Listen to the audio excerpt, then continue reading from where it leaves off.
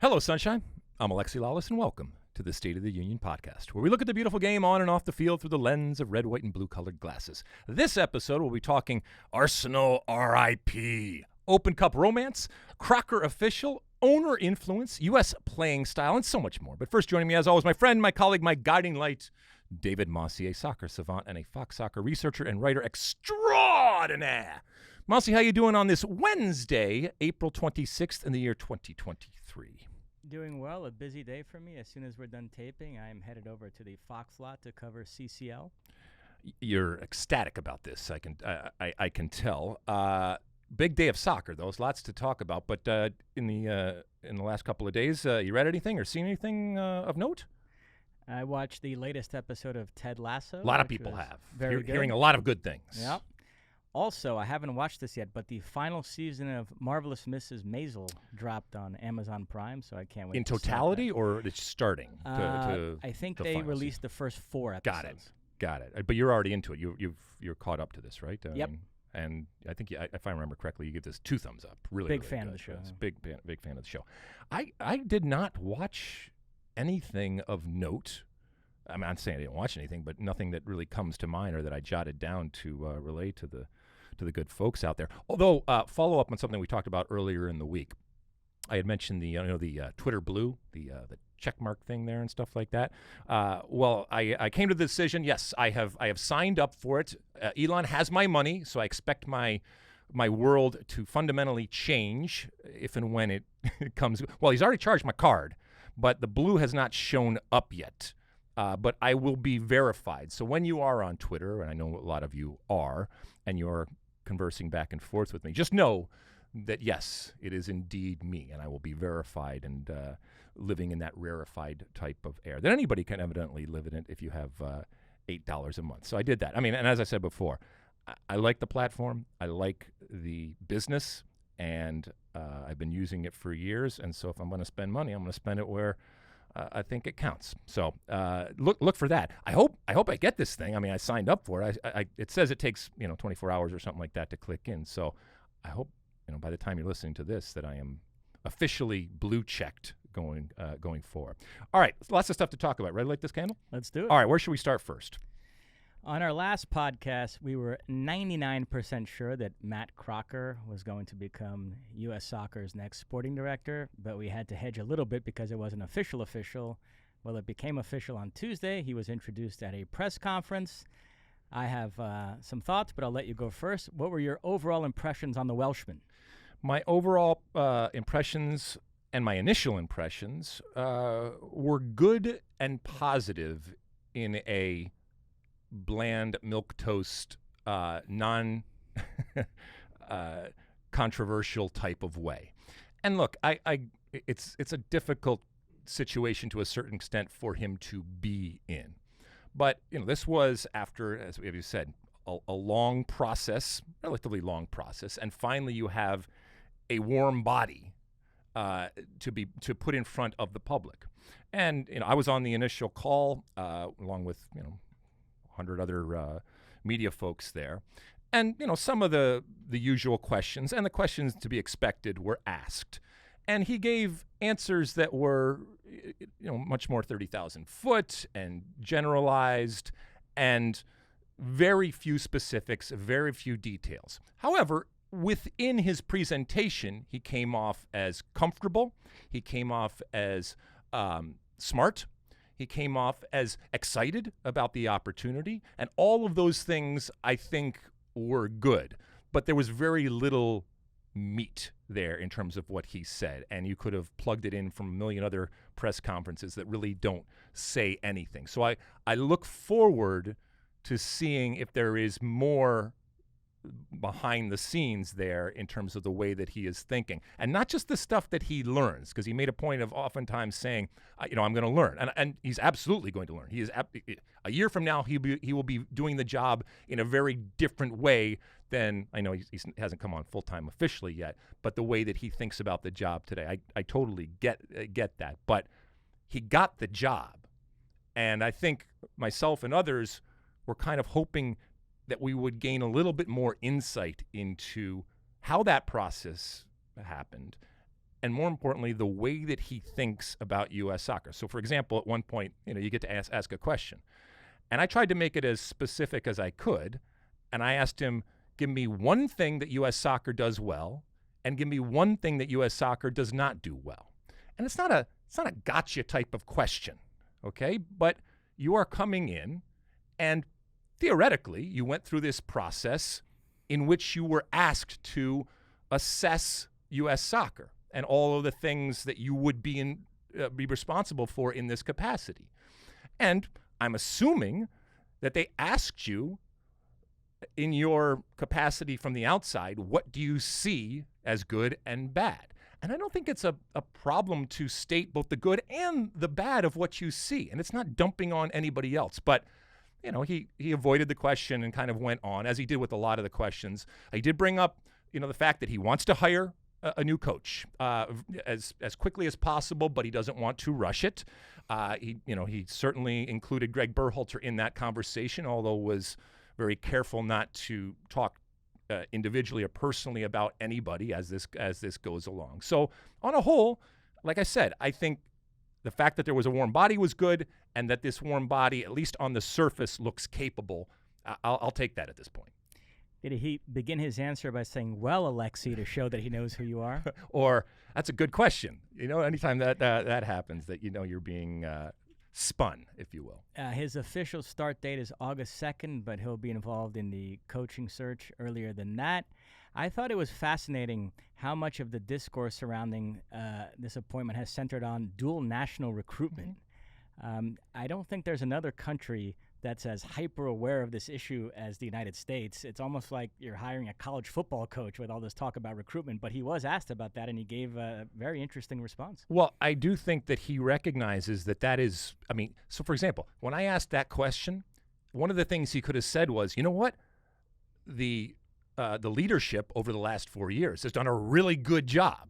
And I don't think that that's debatable. They have done a really good job in wooing these dual nationals, and which has made the pool that much stronger. So I think from the outside, and I don't think you needed to be on the inside, you can recognize the good that exists, like something like that. And so I think he recognizes that in order for him to do his job and to do it well, he damn well better be able to continue that. And I think he recognizes that he can do that. And the lobbying and the recruiting part is a huge part of that job. And this is, by the way, this is a big job. It's not just the U.S. men's national team, it's U.S. women's national team. It's all of the many teams that you have out there. They've taken off some of it from his plate in terms of refereeing and that kind of stuff, but it's still a pretty big job.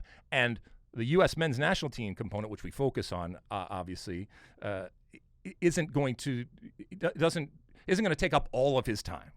Do we think he's already called Florian Balogun? I don't know.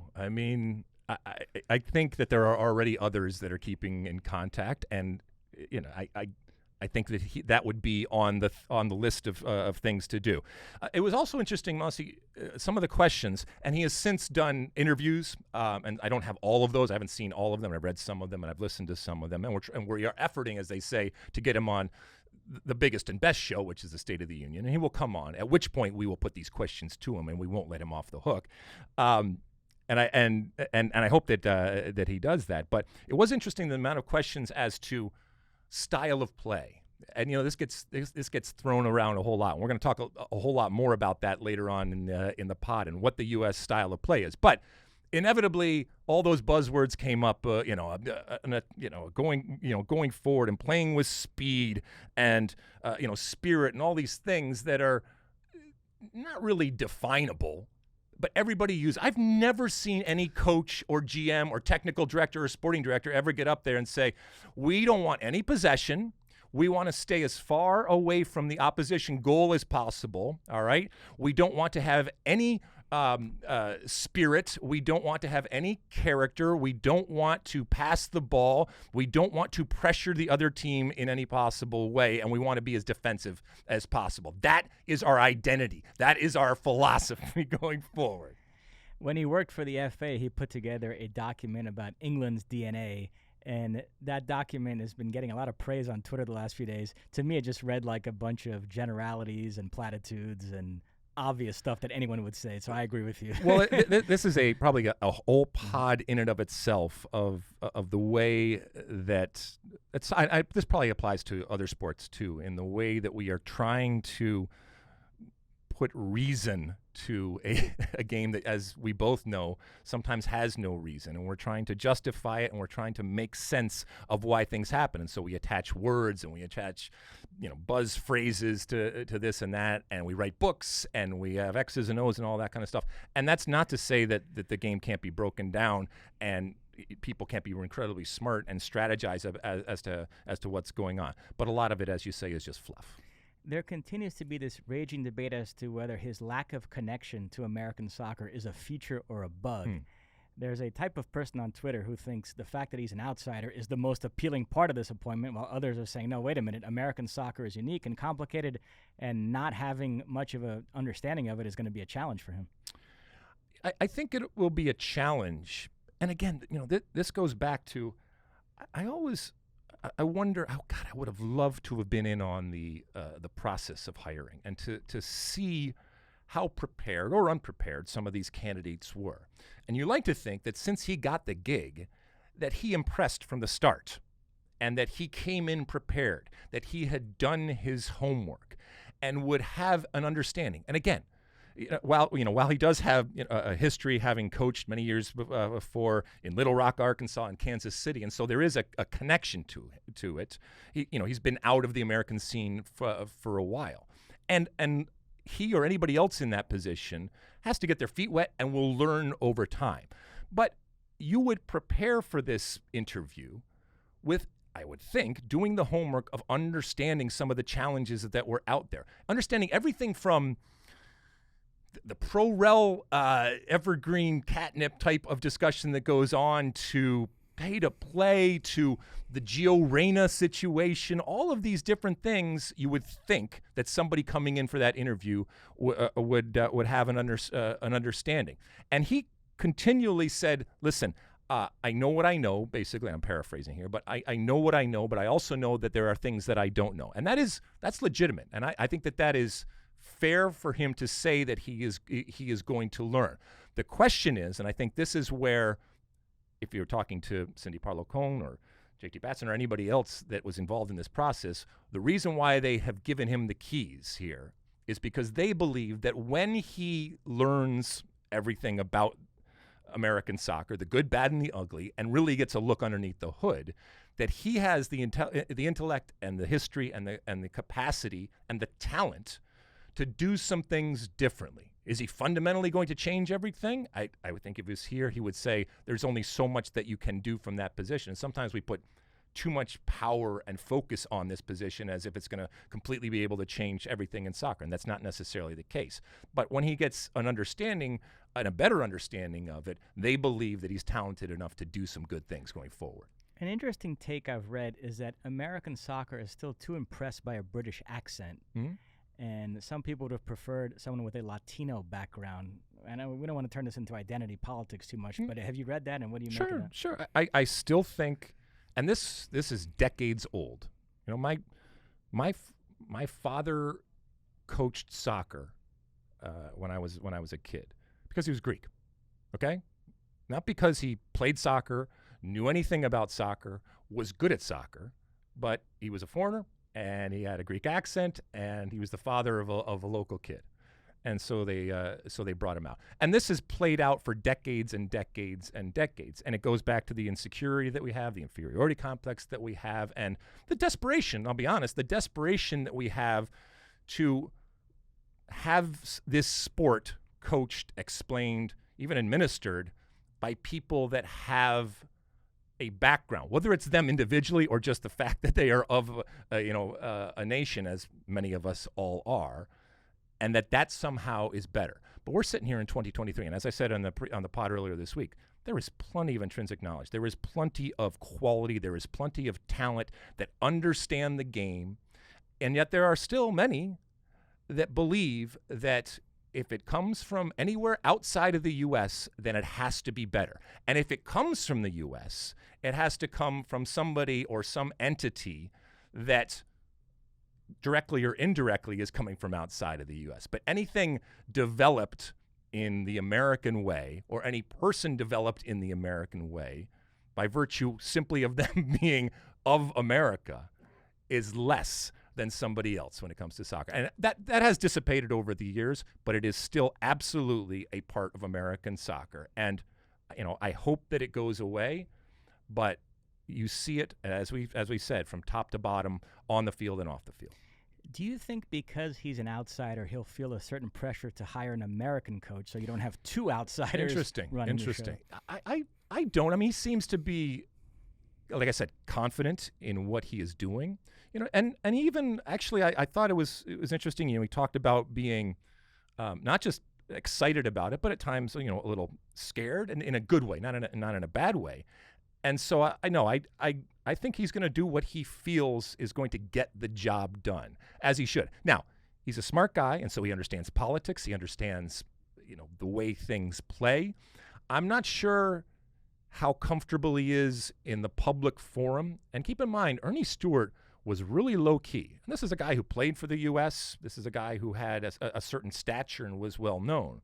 And that, for me, it's not concerning, but I want big, bold personalities from the Soccer Federation. We need leaders, all right, that are leaders not only in terms of the things that they do and the things that they say, but the way in which they do them, the way in which they say things, the way in which they hold themselves. And I want them to be bigger than life. I want them to be characters. I want them to demand your attention in the things that they are doing. I'm not sure he can or wants to be that, and I'm not even sure necessarily if he needs to be that. If you're going to have somebody else come in, either in the general manager spot and or the coaching spot, that is that bigger than life type of personality. But I'm not sure that, to your point, that he's under any more pressure now to pick a quote unquote American relative to anybody else.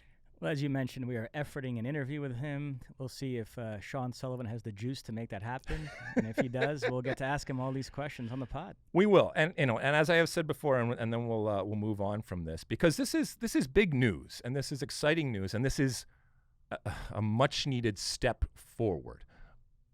I wish him all the luck in the world. I want him to do well. And this is just the first interaction that we have all kind of had with him. And while I wasn't sitting back going, oh my God, this is the most amazing thing that I've ever seen, I also didn't come out of it saying we're screwed.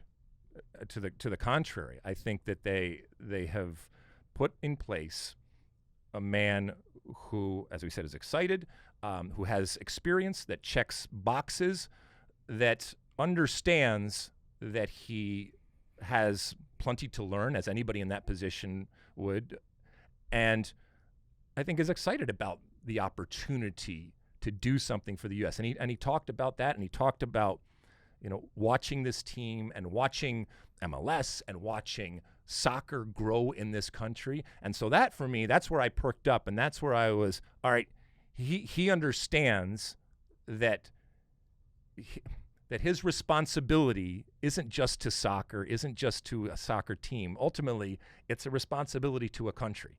And that's a good thing, that I think he recognizes that. But I look forward to many more details and much more meat on the bone, if you will, going forward. I said at the top that as soon as we're done taping, I'm heading over to the Fox lot to cover CCL. The semifinal first leg between Philadelphia and LAFC will be played tonight. By the time you hear this podcast, that match will have already occurred. The semifinals got underway on Tuesday night with an all-Mexican matchup. Tigres claimed a 2-1 home win over León. It was a frenetic first half. Exactly, yeah. Victor Davila scored first for León, then late in the half, Sebastian Cordova and Luis Quiñones scored goals for Tigres. It kind of slowed down in the second half. Tigres took it 2-1, so they have a slim advantage. The away goals rule is in effect, so a 1-0 León win next week, and they would advance. What did you make of this one?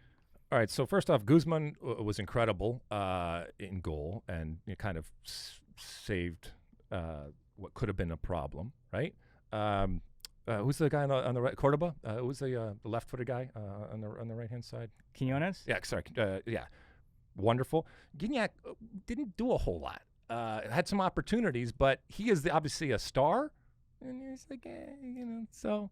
But it was a friend, like you said, just back and forth, and the spaces that opened up, and regardless of if it's LAFC or Philly, I think they're going to have their hands full if Tigres pull this one out in the second leg.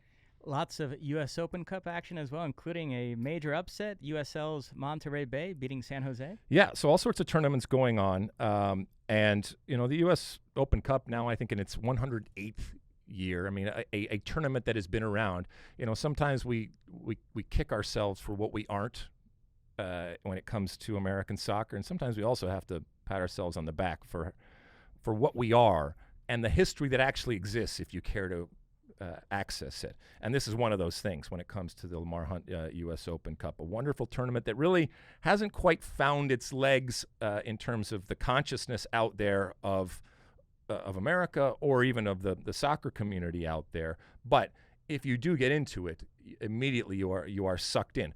For many of the reasons that people watch Wrexham and these types of things, because these oftentimes are smaller teams from smaller types of markets that are playing up against what the big boys would be in terms of MLS. And so even though we didn't have a lot of cup sets yesterday, and we were recording this on Wednesday night, and there's a whole slew of other games that are going to go on. So by the time you're listening to this, there will have been, I guarantee, some other cup sets. But congratulations to Monterey Bay for beating San Jose 1-0, and in doing so, providing that moment and galvanizing the club and their fan base, and doing what we want to have happen, which is those Cinderella types of stories. My Detroit City FC bows out to the Loons, although for about 55 minutes they were in there, they were leading, and then I think you saw the quality on the field, but you also saw the difference between some of these levels in terms of the depth, the ability to put on players that are much better, even the ability to start players that are your kind of second string at times, and then bring on reinforcements if and when you need them. But I love this tournament. I wish that more people were able to see it or sought it out, but it has to make a home of its own.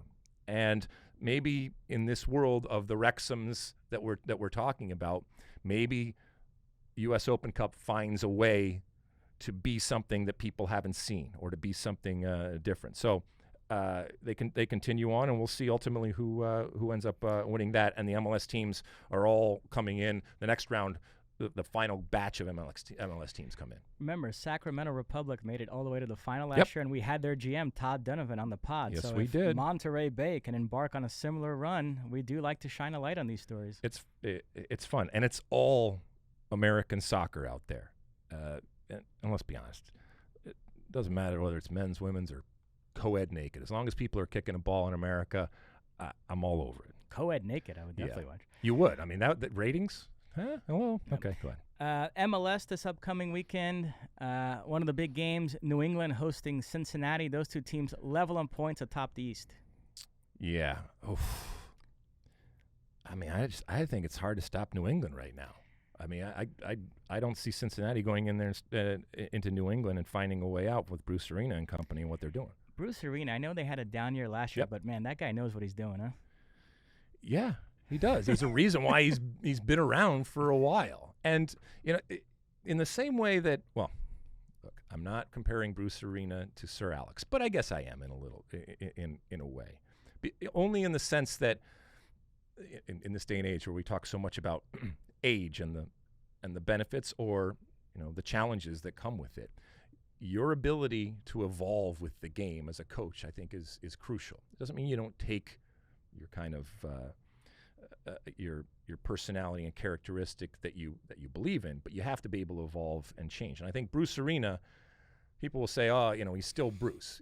He is, but I think he has changed, and I think he's recognized when and if to pull on what would be, I guess, traditional ways of doing things, and when to maybe go in some different directions. And I guarantee that while Bruce Arena is still Bruce Arena, the things that he does in 2023, he wouldn't do 10 years ago, he wouldn't do 20 years ago, and he certainly wouldn't do 30 years ago in terms of the teams that he has done. But he has done it at every single letter, and but for that blip of not qualifying the World Cup team when he was brought in on an emergency basis, he is and will continue to be a living legend when it comes to the game. You recently called him the best coach in U.S. national team history in response to an Ask Alexi question. They posted that clip on Twitter, and Rob Stone responded to it.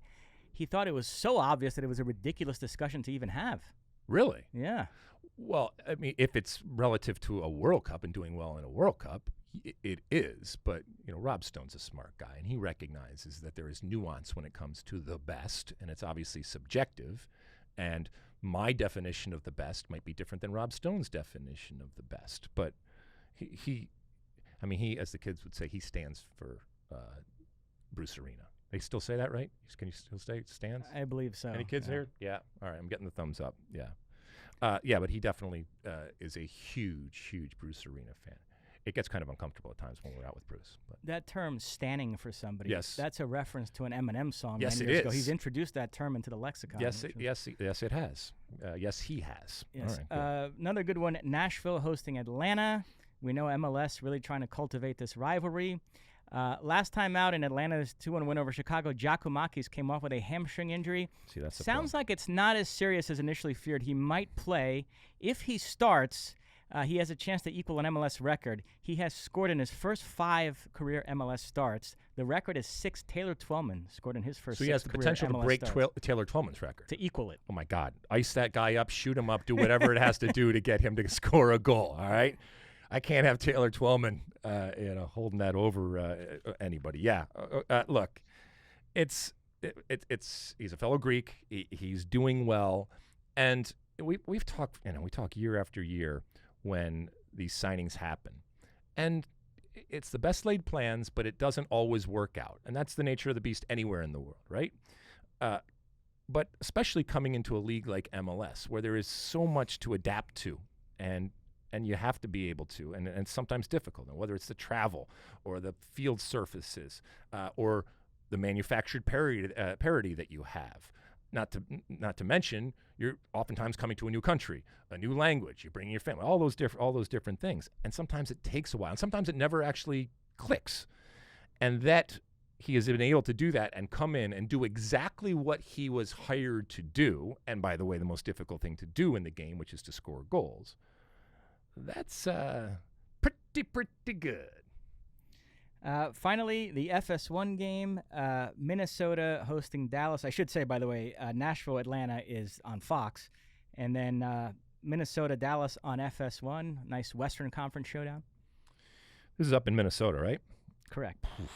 All right. So Jesus and company head up to check out the Loons here. This would, if I had to bet on this, it would take me forever to figure out what to do here. Because yes, Minnesota has kicked on even without Reynoso, but Dallas is good at times. Times are really good. Sometimes they falter. So far, but I'm still okay. I'm still gonna go with the Loons just because it's only thing that makes me do that is because they're playing at home. That's it. All right. Look, there's plenty of other games out there going on, and so there's a full slate of MLS stuff that you can check out there, either like Mosse said on Fox or FS1, or obviously Apple out there. So have at it until your heart's content. All right, let's take a quick break. When we come back, we'll take a trip around Europe. Don't go anywhere. Okay, welcome back. All right, Mosse, let's take a trip around Europe. And as we said, we were recording here on Wednesday, and the biggest game, I don't know if it's arguably, but the biggest game of the EPL season has just concluded, and in doing so, I think has decided the title. Would you agree? Man City hosting Arsenal. It ends up being 4-1. Yeah, for me, this was an anticlimax. It was men amongst boys. Frankly, 4-1. I think Arsenal even got off light for how one-sided this game was. Haaland was sensational, making a mockery of suggestions that he's just a goal scorer. His link-up play was Benzema-like, and he dished out 2 assists, both to De Bruyne, who was out of this world, and then Haaland got his goal at the end, his 33rd of the season, which sets a new record for a 38-game campaign, surpassing Mo Salah. So, right now the table still reads Arsenal 2 points ahead, but Manchester City have played 2 fewer games, and I think they are going to blow past them and win the title fairly comfortably at this point. Yeah, I mean, it ended up not even being a game, and that's a credit, I think, first and foremost to City. And they were far and away the better team. Haaland could have scored 5-6 goals. I mean, and I'm not talking about half chances. These are full-on, like, eyes wide open, put it in the back of the net types of chances. His finishing actually let him down a little bit today until the very end. And if he hadn't scored that goal, I would have come here and argued that this was maybe his best game of the season, which would have been the all-time hipster tape, because this guy's had games where he scored 5 goals. But I was that impressed with his all-around play. To me, it was the best I've ever seen. Well, he pulled his hair down. He put his hair down and ended up getting the goal. On a recent podcast, I wondered aloud if Erling Haaland could win the Ballon d'Or without having played at the World Cup. And there is an interesting Haaland versus Messi, club versus country debate brewing. The great Michael DeCourcy of the Sporting News texted me this past week, and he said he was conducting an informal survey of soccer people, and he asked me if I had to vote today, who would I vote for, Haaland or Messi? My response, and I think the article came out today, was that I would go with Messi, because I think this is the last award in which we still have to pay off Messi winning the World Cup. And then we can move on. But I did caveat it by saying that if City win the treble and Haaland continues in the pace he's on, which means finishing with close to 60 goals this season, it will make things very interesting, because there will be a sentiment that, hey, we know the World Cup is big, but it's only 7 games versus what this guy did over a whole season. So where do you come down on that? And there's a part of me that doesn't want to punish Erling Haaland for where he was born.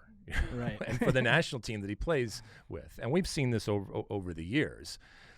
And yet, I think I'm willing to punish him when it comes to Messi. And maybe that's the ultimate tribute to Messi and how important and big and meaningful and obviously good and talented that he is. But, he was also born, not necessarily that you have to be, but he plays for Argentina. And Erling Haaland doesn't. So, yeah, I'm okay in this situation, absolutely voting for Messi over Haaland. And Messi does it on 2 fronts, and people are going to argue, yeah, but Haaland doesn't have the opportunity to do it on 2 fronts. Well, he does. He just doesn't have. He's not going to get the service. He's not going to get the amount of chances that Messi is going to get playing for a team like Argentina. So, them's the breaks, my friend. That's just that's the way that it goes. But I think Messi's winning it. I don't even think there's a chance that Haaland wins it right now. I'm told our former producer Frances Arthur is in the control room. She is the world's biggest Messi fan, and is taking shots at me for even raising this question. For even raising it? Yes. Oh, I think it's a completely legitimate and fair question to raise, and that's how that. I mean, that just shows how good this guy is and has been. And keep in mind, we talked about Giacomakis in the last segment. Again, he came in, and yes, he had a pedigree of scoring goals, but you never know if it's going to translate. And yes, he's doing it for arguably the best team in the world, so he's going to have plenty of opportunities, but you still got to be able to do that. And so it was money well spent, and in a year, this conversation is being had. And it's not that we didn't know who he was, but it was always, he's up and coming. Where's he going to go and all that kind of stuff. But now, even before what might be another move at some point, we're talking about him being the best player in the world. And that has happened within the year, because he came in and did exactly what he was paid all that money to do, and did it at an even higher level than he was doing it before. I will say, though, on Messi's behalf, and again, I would go with Messi. Sure. But his PSG numbers are pretty impressive, too. It's not like he's only doing it for country. But an Erling Haaland fan would say, yeah, but put Erling Haaland on PSG and see what the hell happens.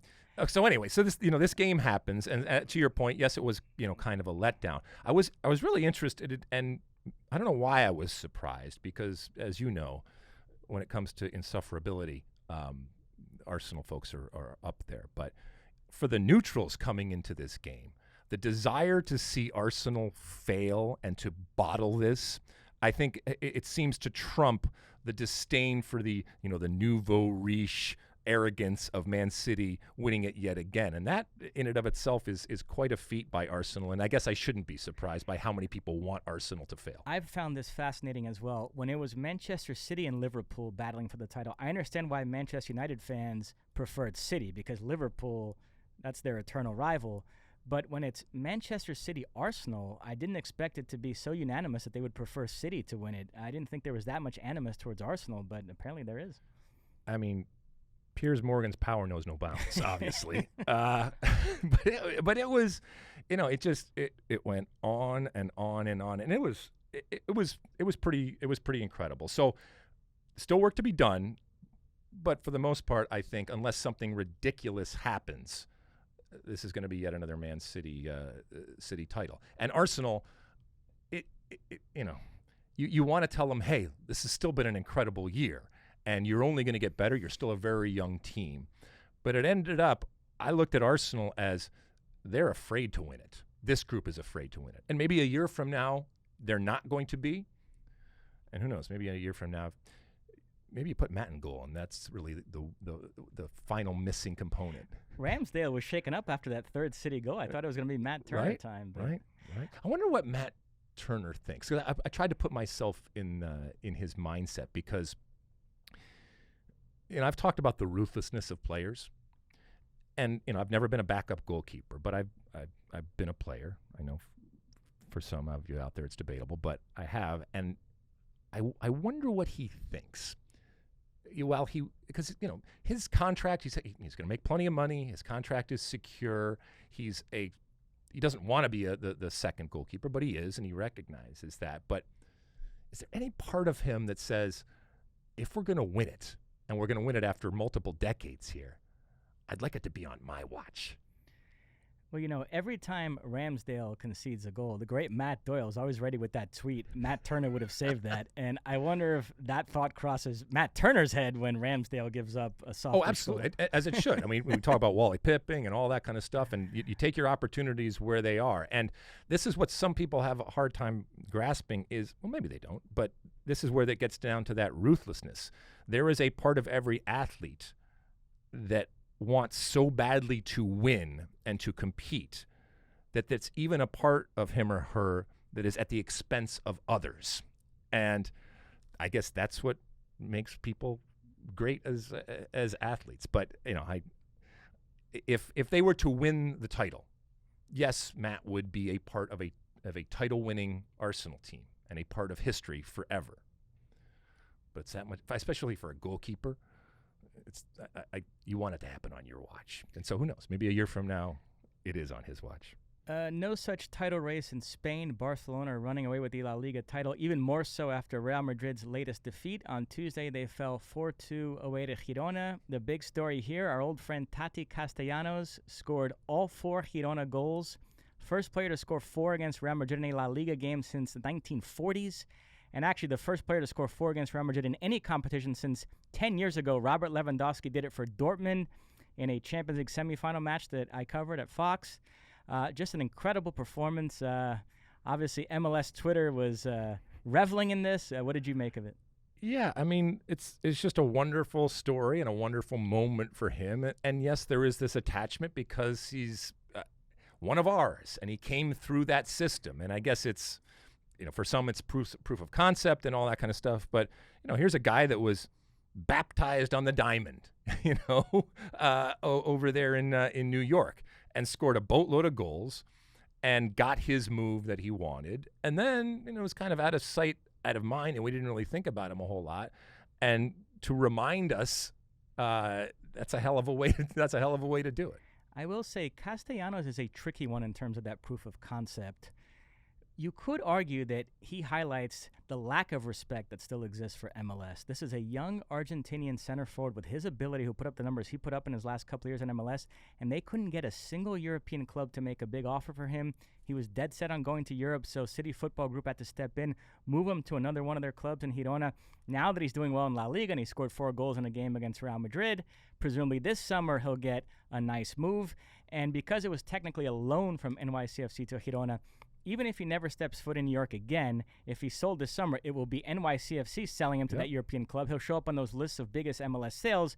everybody will hold it up as this great success story, and to some degree it is. I mean, if that money goes into NYCFC's coffers and they can say that they helped develop him into the sort of player that can succeed in Europe, but it still bothers me that he had to go to Girona first and do well there to validate that he was a player worth spending big money on. That a European club he's not a do different that. player now Right. for having done that, right? He's still a great goal scorer, and a great goal scorer is a great goal scorer. But this is the world in which we live in. As MLS embarks on this strategy, which I think is the correct one, they still have to fight some of these biases. I feel like there's a MLS tax both ways. When they go to buy a young South American, they have to pay above market value, and then when they go to sell them, they often get below market value. So you don't get quite the profit that you normally would in these situations. So I think it is something that MLS is still grappling with.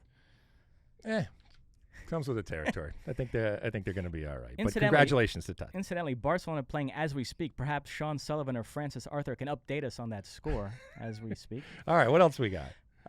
In Germany, the title race continues there. On Friday, Borussia Dortmund away to Eric Winalda's former club Bochum. And then on Sunday, Bayern Munich will be home to Hertha Berlin. Dortmund with a 1-point lead in the standings with 5 to play.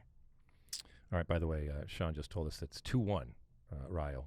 They were down 2-0, and Lewandowski just got a goal. So as we were listening to this. So not that Barcelona's going to care, but oh well. We are going to, I think going forward, kind of, flush out what's going to happen to Gio, because I think it's fascinating, especially given all the stories and everything that's kind of happened over the last 6 months with him, and it's not going well for him. And I'm not crying for him. Nobody is, because he's going to be fine, but come next fall, he needs to be a place where he is playing. He is in and out. He's that super sub, and now he can't get back onto the team and stuff like that. But it's obviously that I don't think he has a future with Dortmund. I agree. I think these goals he's scoring are actually papering over the cracks because he's not a center forward. His role should not be that of a goal-scoring super sub. He's a playmaker, and this has been another lost year in terms of developing those skills. So, yeah, I know some people are clinging to the goal he scored. The goals per minute is impressive, but I don't know what that means in terms of his overall development as a player.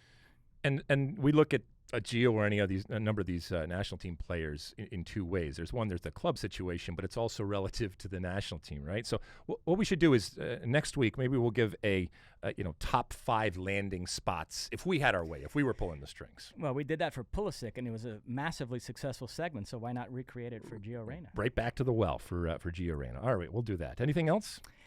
We'll end with Napoli, who could clinch the Serie A title this upcoming weekend. They're home to Salernitana, and then second place Lazio is away to Inter. If Napoli were to win and Lazio did not win, then it would be all over. Napoli would clinch their first Scudetto since a Diego Maradona-inspired triumph in 1990. That's great. I mean, did you see the pictures from Napoli of the Vespas and the celebration? It was so beautifully Italian and just wonderful, and they're already gearing up. They're, as they should, and it's gonna be a big old Napolitano party, and they deserve a big old party for what they have done.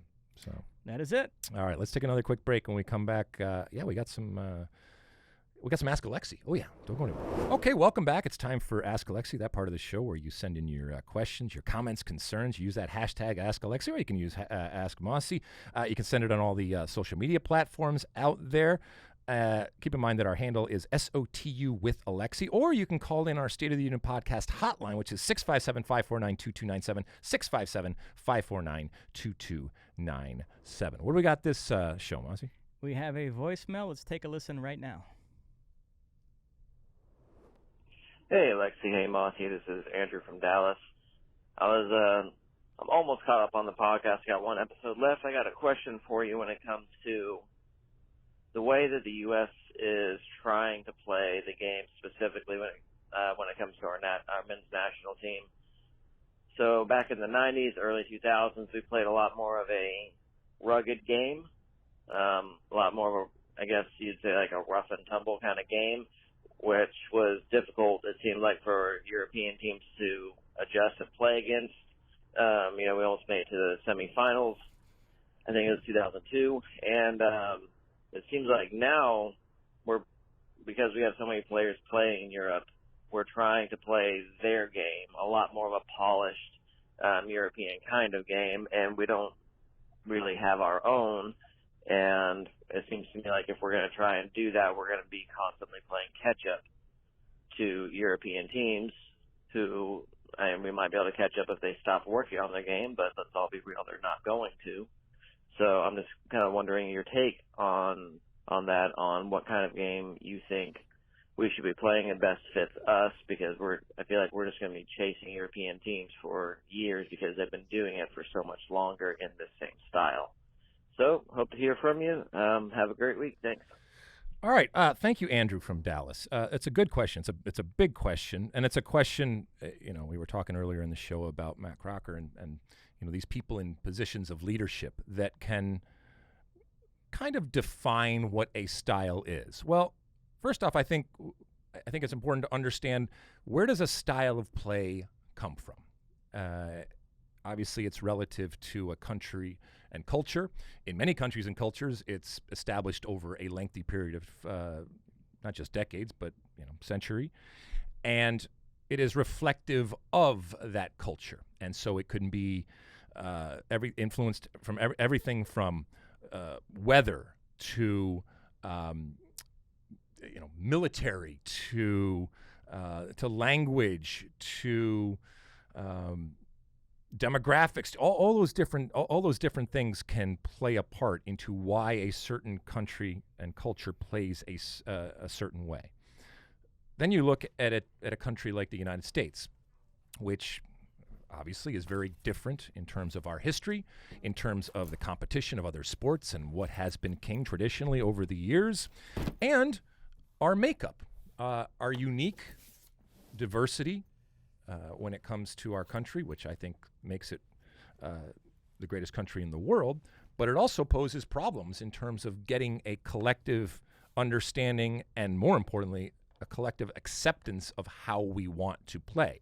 And this diversity comes from so many people coming from so many different places, and those places having established identities. So everybody is bringing different identities that have been established elsewhere into this proverbial melting pot, and then asking everybody to pick one of those identities, which is next to impossible.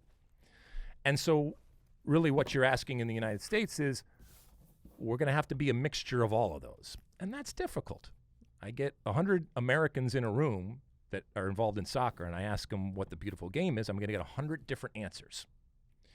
As opposed to maybe some other countries and cultures where there's going to be a whole lot more agreement, and maybe it's much more homogenous in that way. When it comes to the U.S. style, yes, Andrew, I think that it's fair to say that over the last, let's just keep it to the last 4 decades, shall we say, that the style has developed from, I hesitate to say a rudimentary, but a much more direct style of play, and I would argue influenced much more heavily from the England part of the world than others. And when you say that, and I know it's stereotypical, but it's much more long ball, much more physical, less emphasis on shorter passing, less emphasis on possession, and an attempt at least to be much more efficient. And even he referenced 2002, a handball away from going to the semifinals. That type of team was a team that absorbed much more pressure, countered. And oftentimes that is what U.S. teams did, because either we didn't have or we didn't think we had the ability to maintain possession in the way that other teams were able to do against us, and so we couldn't combat that. I don't know where we are right now. I think we are much more heavily influenced now from the way that the world of soccer has evolved. And we're not the only ones. There are plenty of countries out there that are trying to do things, in some cases, and I would even argue this from a U.S. perspective, trying to do things that are beyond their means. I mean, we still see people playing out of the back nowadays that have no business playing out of the back, either as a team or individually in terms of the talent. But we have been conditioned to think that this is the way forward and that this is beautiful soccer and that this is how you need to play if you are going to be, quote unquote, evolved. That's a whole other conversation, but it is part of this conversation. So to your point, Andrew, where are we now? I think, if you look at, for example, the game against England, 10 years ago, 20 years ago, 30 years ago, that game would have been much more about a U.S. absorbing pressure and then finding ways to hit on the counter with the speed that we have and the quality that we have. And absorbing pressure takes much more of a physical and mental toll and requires, I think, much more of a physical and mental capacity to be able to do so on a continual basis, as opposed to being more, for lack of a better word, proactive, which really means you're keeping the ball much more. That requires a much greater level of individual talent. I'm not saying we're there, but I do think that there has been an emphasis from Greg Berhalter, let's say, on to play out of the back, which everybody kind of does, to keep the ball and to use the advantages, even though that there is risk involved, but to use the advantages and the rewards that come from doing something like that. I don't know if we are ever going to get to a point where we all agree that this is how the United States should play, and I think that's much more a reflection of, like I said, the diversity of thought in terms of how we think about the game and the lack or the challenge of becoming collectively organized. And this goes back maybe mostly to Matt, who we were talking about earlier, taking this job. It's a big job because at some point somebody has to say, you know what, this is the way that we are going to play, or at least try to play. And in doing so, they are going to shut out a whole other group of fans, but also players that play a different way. I'm talking about a national team right now.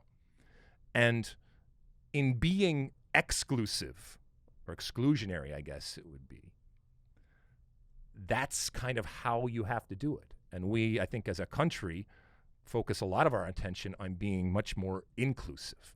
And so maybe it runs counter to, even philosophically, how we think about our country, let alone how we think about soccer. I'd like to recommend the book to Andrew, What Happened to the U.S. Men's National Team, The Ugly Truth About the Beautiful Game. It was written by an author, Stephen Manis, who came on this podcast to plug the book. Remember that? Yep. Believe it or not, I wrote a blurb for that book. And the thesis is essentially what you just said, Andrew. So Stephen Manis agrees with you, so I bet you'd enjoy that book. Well, to Andrew or anybody else that thinks about this, and I think a lot of us think about this because we spend time arguing about what soccer is and what soccer isn't. And I have a different idea than you do, and that's okay. But at some point, whether it's a coach or whether it's a technical director, somebody has to stand up and say, this is what we're doing, and let the chips fall where they may. And that's not the easiest thing to do in a country like the United States. And that is one of those challenges that I think Matt Crocker is going to face. It's impossible to be everything to everybody in the United States. And so while it's commendable to have someone try to do it, I also think you're spinning your wheels and you're wasting valuable time and resources doing it. And so I would recommend to him or anybody else in that position, you're going to take hits, you're going to take the slings and arrows, but if this is the way you believe the United States should go forward in terms of how they should play at the national level, then do it and go on. And like I said, let the chips fall where they may and take all those slings and arrows, because if you're constantly bobbing and weaving and you're constantly trying to be everything to everybody, as the Aesop's fable says, you try to please everybody, you end up pleasing nobody. That's it. That's it. All right. Well, thank you for that. It was one, but a lengthy one and a fun topic. And I've spent plenty of hours in bars and hotels and around over the years talking about this. And it's not a conversation that's going away. It's a worthy conversation to continue on. All right, let's take a quick break. When we come back, I'll give you my one for the road. Okay, welcome back. It's the end of our show. And at the end of each and every show, I give you my one for the road. And, while we use questions in Ask Alexi, I get asked constantly on social media questions. And somebody asked me something interesting the other day about my experience in the past. I don't know how to pronounce this person's name, but Samoa Bob, I think it is. But anyway, he was asking me about Phil Anschutz. And for those that don't know Phil Anschutz, he is the head of all the Anschutz enterprises. And he is also, and part of those enterprises are AEG, the Anschutz Entertainment Group. And for those that know, that is the group that owns the Los Angeles Galaxy. And Phil Anschutz oversees all of this. And the question was, what do you think Phil Anschutz thinks about what the Galaxy looks like right now, and does it affect his legacy on MLS and U.S. soccer? Absolutely not, okay? I do know that Phil Anschutz does not like to lose, and he does not lose often. But I don't think for a second that the struggles, and the real struggles, and now multiple year struggles of the Los Angeles Galaxy in any way, shape, or form diminish his profile. He is a living legend when it comes to soccer, and his almost, now we're like looking at 30 plus years of investment in MLS and American soccer, has always been about the long play, not the individual. It's not one season. It's not one game by any stretch of the imagination. And that's how he looks at business too. But don't think for a second that he doesn't know everything that is going on. And so Samoa Bob actually followed it up and asked me a question about how active Phil Anschutz was when I worked for the Galaxy. And for those that don't know, when I was the president of the Galaxy, obviously Phil Anschutz owned the Galaxy. I was also the president of the Metro Stars, which he owned, and of the San Jose Earthquakes, which he owned. Phil Anschutz was sporadic in terms of my contact with him. He was, in the best possible way, hands off. And let's be honest, he had much bigger fish to fry, much bigger parts of that business that I explained that took plenty of his focus and attention. But as I said before, he knew exactly what was going on with the Galaxy business, on and off the field. And he cared about it. But he also, in the greatest form of business 101, delegated, and he had people in place at the Anschutz Entertainment Group, whether it was Tim Lewicki on down, that he trusted to make the appropriate decisions. And, if things didn't go well, changes were made. I mean, ultimately, Phil Anschutz, through Tim Lewicki, fired me. So I was fired for things not going well. And there will be those that say, well, why aren't they doing the same thing with the Galaxy? Well, they assess so many different things in decisions like this. But it got me thinking with, what's the guy's, the American over there at Chelsea, what's his name? Todd Boehly. Todd Boehly, the Todd Boehly effect, and ownership, and where their influence and input should stop. And I got to thinking about when I was working with these teams, and I was hell-bent on bringing the two components of a club together, and that is the business side and the competitive side. And obviously I came from the competitive side, and I was being immersed into the business side. And my theory was, if and when everybody understood and respected what was going on in other parts of the company, that in totality it would work better. In reality, I look back, and it became very difficult to do. And I'm not sure it's impossible to do, because you can, I think, respect what others do, even though you're in a completely different side of the business. But I think at times I forced it, and therefore the different ways of doing business, I didn't recognize them enough. And so having an owner that is constantly kind of stepping over that line that has kind of been made between the competitive side and the business side, I think it can be problematic. And certainly when you saw Todd Boehly do what he did, where evidently he came down into the locker room stuff, that from a cultural perspective over in England, and I would assume elsewhere, was something that is not done a tremendous amount. Now, owners, they can do whatever the hell they want. They own the team, or they own the company, and they are able to do whatever they want. But once you make a decision to do that, it's hard to come back. And there will be those that say, well, to me, that shows passion. that shows commitment. That shows literal ownership in that this is not going the way I want, and I need you to understand that things need to change.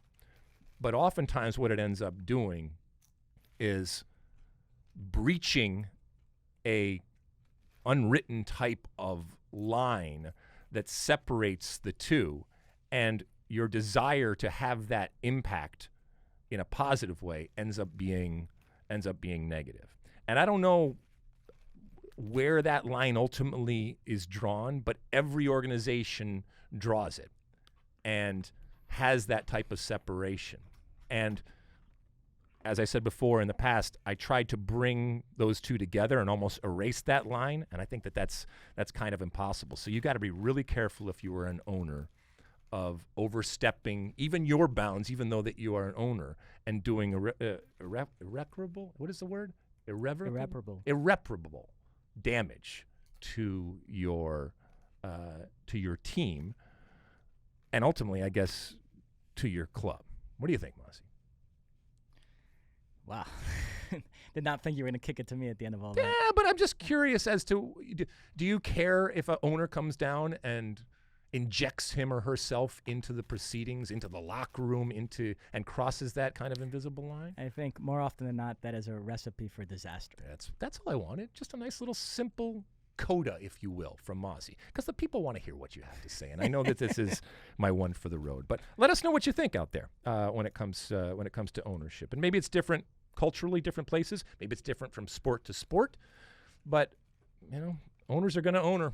That's what they do. And the best people in leadership positions are able to deal with ownership on a consistent basis and judge them. And that's an art and a skill in and of itself. All right, Mosse, anything before we go? That's it. Thank you for reviewing and downloading and rating and subscribing and doing all the different things that you do. And hit us up out there, whether it's on social media or calling into our State of the Union podcast hotline. Again, that's 657-549-2297. Next time you hear from me, I may be blue in that I may have that blue check next to my name. But we'll see. He's got my money. Come on, Elon. Fix it. We will talk to you again next week. Have a wonderful weekend of doing whatever it is you're doing, including watching soccer. And there's plenty of soccer to watch. And we will talk to you again next week on the State of the Union. And until then, and as always, my friends, size the day.